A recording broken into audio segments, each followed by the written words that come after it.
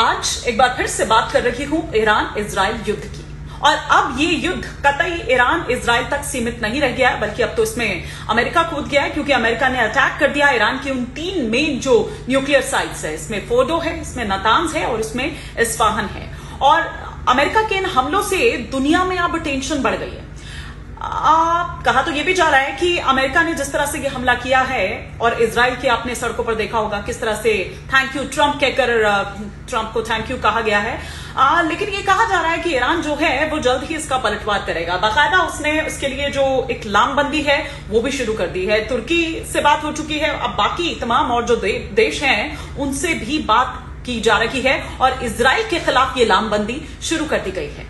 लेकिन इस बीच जो आज मैं आप लोगों से चर्चा कर रही हूं वो ये कि तेहरान की ओर से एक ऐसा संकेत मिल रहा है कि वो स्ट्रेट ऑफ होर्मुज जो है उसको बंद कर सकता है। बल्कि कहा तो यह भी जा रहा है कि इसका आदेश दे दिया गया है कि इसको बंद कर दिया जाए।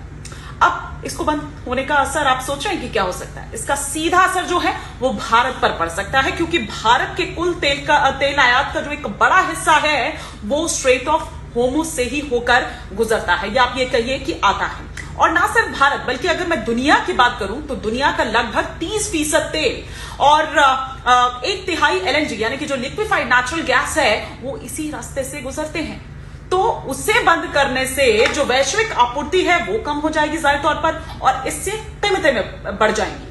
अब अमेरिका के जो विदेश मंत्री है मार्को रूबियो, वो चीन से कह रहे हैं कि भैया आप आइए और आपका तो ज्यादा इस पर असर पड़ेगा, तो उसे ऐसा करने से रोकिए। ये आह्वान करते हुए मार्को रूबियो नजर आए और उन्होंने कहा कि अगर नहीं मानता है ईरान तो फिर आप ये लगा लीजिए कि जो अमेरिका है और साथ ही साथ जो अन्य देश है वो इस पर प्रतिक्रिया करेंगे।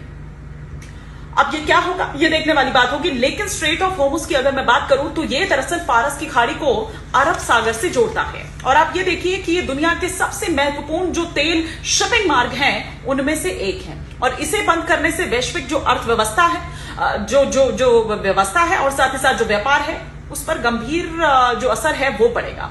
अब भारत क्या करेगा? क्या कोई वैकल्पिक कोई और उसके पास कुछ ऑप्शन है, कोई और व्यवस्था है वैकल्पिक? ये देखने वाली यहां पर बात होगी। क्या कुछ चेंज किया जाएगा, बदलाव किया जाएगा, कुछ और रूट निकाला जाएगा? ये इतना आसान यहां पर नहीं है। लेकिन इसे बंद कर दिया जाता है तो दुनिया भर में जो ऊर्जा बाजार जो है उस पर इसका बड़ा असर होगा।